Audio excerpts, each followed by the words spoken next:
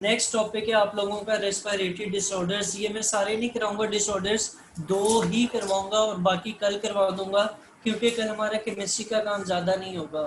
ठीक है, तो हम एडिशनली बायो करेंगे, वरना 10 मिनट और बिठा लूँगा, कोई मसला नहीं है मेरे लिए। इंशाल्लाह आपके लिए भी नहीं होना चाहिए क्योंकि आप लोगों का असल टाइम भी 5:30-6 बजे ही है। ठीक है, तो अभी आ जाते हैं इसके ऊपर और ये देखते हैं क्या है ब्रोंकाइटिस। ये सारे के सारे अब हम लोगों ने रेस्पिरेटरी डिसऑर्डर्स देखते हैं। रेस्पिरेटरी डिसऑर्डर बेसिकली वो बीमारियां हैं जिनकी वजह से आपके रेस्पिरेटरी सिस्टम में कोई प्रॉब्लम आया होता है। ठीक है, जब कोई प्रॉब्लम आ जाए तो हम उसको क्या कहेंगे, रेस्पिरेटरी डिसऑर्डर्स कहेंगे। इसमें जो सबसे ज़्यादा वजह बनती है वो एयर पोल्यूटेंट्स हैं, जो हवा के पोल्यूटेंट्स हैं, उनकी वजह से ये डिसऑर्डर्स होते हैं। और इनमें हम जो आज अभी पढ़ने लगे हैं वो है ब्रोंकाइटिस। ठीक है, अब ये जितने भी डिसऑर्डर्स हैं अभी हम पढ़ रहे हैं ये किसके, रेस्पिरेटरी। आगे जाके किडनी के भी आएंगे और भी आएंगे, कुछ और भी आएंगे। तो इन सब में आपने पहले तो एक इंट्रोडक्शन सा लिखना होता है और फिर उसके बाद देखना होता है, आप उठे ना इधर हो। अच्छा, फिर उसके बाद देखना होता है कि उसकी क्या कोई टाइप है या नहीं है, और फिर उसके सिम्टम्स आएंगे और अगर उसकी कोई ट्रीटमेंट दी हुई है तो वो लिखी जाएगी। तो सबसे पहले हम लिख रहे हैं, बुक को छोड़ दो, ऊपर नजर होनी चाहिए। अच्छा, मैं बता रहा था कि सबसे पहले जो हम इसकी इंट्रोडक्शन देखते हैं तो यहाँ पर लिखा हुआ है, यहाँ पर मेंशन है कि ब्रोंकाइटिस बेसिकली इन्फ्लेमेशन होती है ब्रोंकाई की या ब्रोंकियोल्स की। आपके जो ब्रोंकाई होते हैं या ब्रोंकियोल्स होते हैं जो एयर पैसेज वे में अंदर लंग्स के अंदर एक पार्ट होता है, ब्रोंकियोल्स जिनको कहा जाता है, उनके अंदर जब इन्फ्लेमेशन हो जाती है, स्वेलिंग हो जाती है, और उस स्वेलिंग की वजह से, उस इन्फ्लेमेशन की वजह से आपके जो ट्यूब्स हैं या आपके जो ब्रोंकाई है उसके अंदर म्यूकस ज़्यादा प्रोड्यूस होता है। वो प्रोड्यूस होता है तो जो रास्ता है, जो वॉल है, जो पाइप्स है या जो ब्रोंकियो की कैपेसिटी है वो कम हो जाती है क्योंकि उसके अंदर पस या म्यूकस जो है वो जमा हुआ होता है। तो वो जमा होने की वजह से आपको ब्रीदिंग के इश्यूज आते हैं। ठीक है, अब कौन सी रीजंस हैं, किन कॉजेज अगर आप लिखना चाहें कि किन चीज़ों की वजह से ये प्रॉब्लम होती है, तो मैं सबसे पहले आपके आएगी इसमें मुख्तलिफ किस्म के वायरसेस की वजह से आपको क्या हो सकता है, ब्रोंकाइटिस हो सकता है, बैक्टीरिया की वजह से हो सकता है, या अगर कोई केमिकल इरिटेंट जिसमें टोबैको स्मोक आ जाता है उसको आप ज़्यादा देर फेस कर रहे हैं या एक्सपोजर हुआ है तो उसकी वजह से भी क्या होता है, ब्रोंकाइटिस बीमारी हो जाती है। अब इसकी 2 मेन टाइप्स हैं। पहली टाइप जो है वो एक्यूट ब्रोंकाइटिस है और दूसरी क्रॉनिक है। एक्यूट ब्रोंकाइटिस के बारे में यहाँ पर लिखा हुआ है कि यह आमतौर पे 2 हफ्ते तक ठीक हो जाता है और इसकी वजह से जो आपके ब्रोंकाई हैं वो डैमेज नहीं होते, कोई ऐसा डैमेज नहीं होता जो रिकवरेबल ना हो और आपको मुस्तकिल तौर पे यानी फॉर लाइफ जो है वो ब्रीदिंग इश्यूज ना है, ऐसा नहीं होता। लेकिन जो क्रोनिक ब्रोंकाइटिस है, क्रोनिक ब्रोंकाइटिस जो है ये क्रोनिक इन्फ्लेमेशन की वजह से होता है और इसको ठीक होते होते 3 महीने से लेकर 2 साल तक का टाइम लग जाता है। ठीक है, और जिस बंदे को इनमें से किसी किस्म का इशू आता है, ब्रोंकाइटिस होता है, एक्यूट हो या क्रॉनिक हो, उसमें कुछ सिम्टम्स आपको नजर आएंगे। वो सिम्टम्स क्या है कि वो बार बार कफ करेगा और माइल्ड वीजिंग कफ होगी उसकी, फीवर बुखार होगा, चिल्स ठंड लगेगी और उसका सांस जो है वो तेजी से या जल्दी से क्या जल्दी फूल जाया करेगा। ब्रीदिंग ब्रीदिंग रेट भी उसका ज्यादा होगा, खास तौर पे जब वो कोई सख्त काम कर रहा हो, कोई मेहनत मुशक्कत का काम कर रहा हो। ठीक है, खांसी को कहते हैं, अच्छा माइल्ड कहते हैं, मामूली सी वीजिंग कहते हैं, वो जो खांसते हुए अगर शदीद खांसी हो जाए, अल्लाह ना करे आगे सर्दियों में होगी और पता चल जाएगा कि वो जो एक आवाज सी अलग से सीटी सी बजती है उसको वीजिंग कहा जाता है। ठीक है, अच्छा अब आगे चलते हैं। तो ब्रोंकाइटिस के बाद आप लोगों के उन्होंने निमोनिया दिया हुआ है, निमोनिया को देख लेते हैं। ऊपर जो आपके एम्फिजिम है उसको मैं फिलहाल नहीं देख रहा, आप लोगों को डायरेक्ट निमोनिया पे लेके आ रहा हूँ। निमोनिया पे क्यों लेके आ रहा हूँ, क्योंकि इससे भी मिलती जुलती एक एनिमेशन है वो मैं दिखाना चाह रहा हूँ आप लोगों को। निमोनिया एक इन्फेक्शन होता है लंग्स का और अभी जो जैसे कोरोना वायरस भी चल रहा है, तो इसमें भी लोग शुरू में समझते थे कि ये कोई कोरोना वायरस और इससे सिर्फ सांस के ही रिलेटेड है और वो निमोनिया की ही एक टाइप है। लेकिन ये होता है कि कोरोना जो है वो लाजमी नहीं है कि आपको निमोनिया की तरफ ही लेके जाए, लेकिन कुछ केसेस में, या यूं कह लेते हैं ज़्यादातर केसेस में, उसकी वजह से निमोनिया हो जाता है कोरोना वायरस की वजह से, क्योंकि ये भी एक वायरल इन्फेक्शन ही है।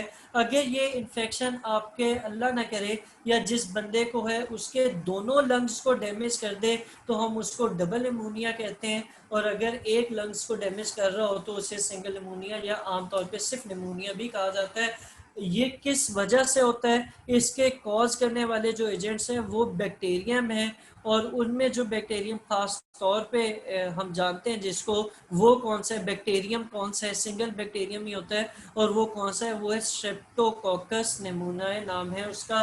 और इसके अलावा अभी जैसे मैंने बताया कि कोरोना में भी कुछ केसेस में निमोनिया डेवलप हो जाता है, तो अब उसमें कोरोना वायरस भी एक आपकी एक कॉज बन जाएगी।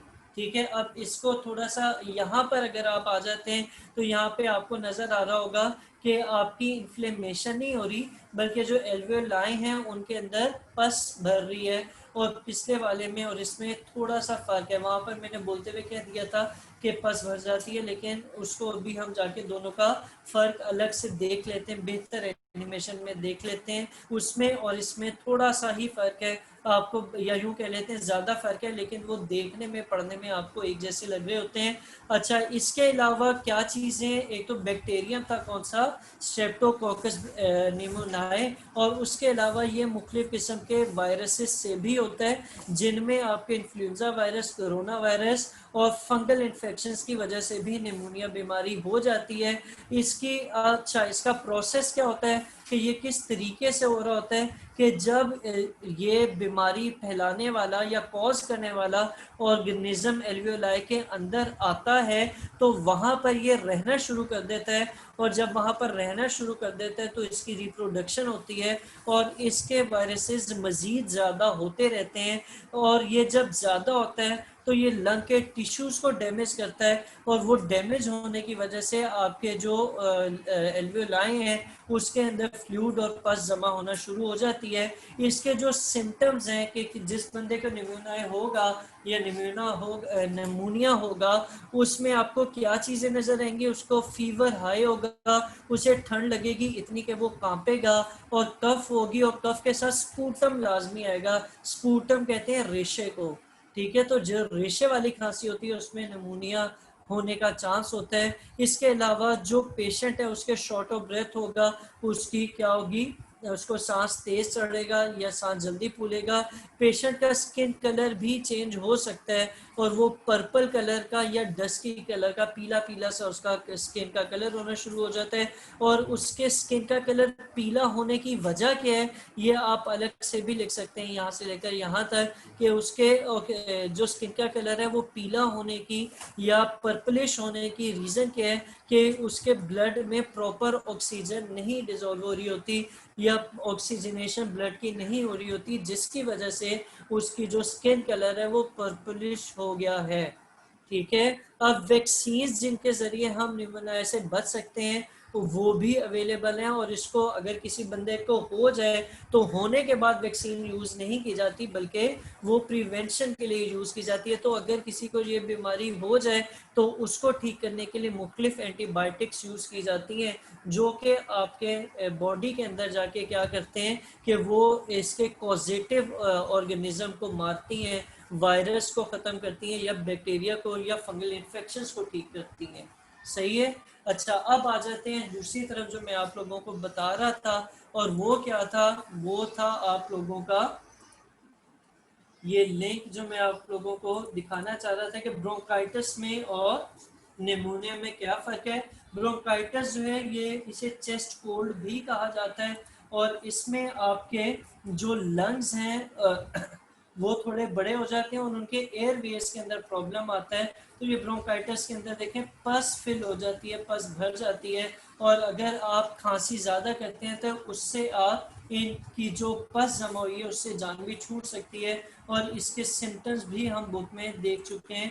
अब यहाँ से आगे चलते हैं तो अच्छा, जो ब्रोंकाइटिस है उसमें एंटीबायोटिक्स देने की ज़रूरत नहीं होती, लेकिन जो निमोनिया है वो आपके एयरवेज को नहीं नुकसान पहुंचाता, बल्कि वो एल्वियोलाई के इन्फ्लेमेशन होती है और फ्लूइड भर जाता है आपके लंग्स में। यहाँ से मैं दोबारा दिखाता चलूँ तो वो क्या होता है कि आपके लंग्स में फ्लूइड जमा हो जाता है, और वो फ्लूइड जो है वो फिर एल्वियोलाई की तरफ ट्रेवल करता है, और एल्वियोलाई के अंदर भी जो है वो सेक्स के अंदर स्मॉलेस्ट एयरवेज जो हैं उनको इन्फ्लेमेट करता है, और ये 30 से ज़्यादा बैक्टीरिया, वायरस या फंजाई की वजह से हो सकता है। और इसमें आपकी बॉडी की ब्लड की प्रॉपर ऑक्सीजनेशन नहीं हो पाती, जिसकी वजह से क्या होता है आपको ये बीमारी या ये इशू डेवलप हो सकता है। अब वापस आ जाते हैं इस पे, और ये आपके ब्रोंकाइटिस भी कवर हो गया और निमोनिया भी कवर हो गया। ठीक है, इन दोनों में कोई इशू है तो मुझे बताएं।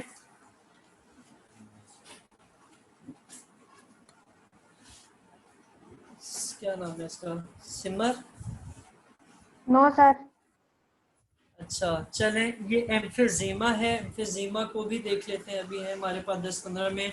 तो एम्फिजीमा जो है इसमें आपके जो एल्वेओलाई की वॉल्स हैं वो टूट जाती हैं, वो डिस्ट्रक्ट हो जाती हैं, और उनके डिस्ट्रक्ट होने की वजह से आपकी जो सेक्स हैं वो बड़ी तो हो जाती हैं, वो कंटेनर उसका बड़ा तो हो जाता है, लेकिन उसका जो सरफेस एरिया वो कम हो जाता है। ये ऐसे ही है जैसे ये आपके सामने एक कमरा है और इस कमरे की 4 दीवारी है जहां पर आप बैठे हुए, यकीनन कमरे में बैठे हुए होंगे, तो उसकी 4 दीवारें, और अगर आप इन चारों दीवारों का एरिया निकालें तो वो एक बड़ा कमरा बन गया, लेकिन उसका एरिया भी कोई ना कोई होगा। ठीक है, अब हम उस एरिया को कंपेयर करेंगे कि अगर मैं इस कमरे की 4 की बजाय कितनी दीवारें कर दूं, 3 कमरे और इसी के अंदर बना दूं, तो उससे क्या होगा कि फिर वॉल का जो एरिया वो ज़्यादा हो जाएगा, क्योंकि 4 दीवारें तो एक कमरे में भी थी, लेकिन अब एडिशनली जो 3 कमरे अंदर बनाए हैं उनकी दीवारें भी हैं, तो उनका सरफेस एरिया क्या हो गया, ज़्यादा हो गया, लेकिन उनका जो साइज़ है वो छोटा हो गया।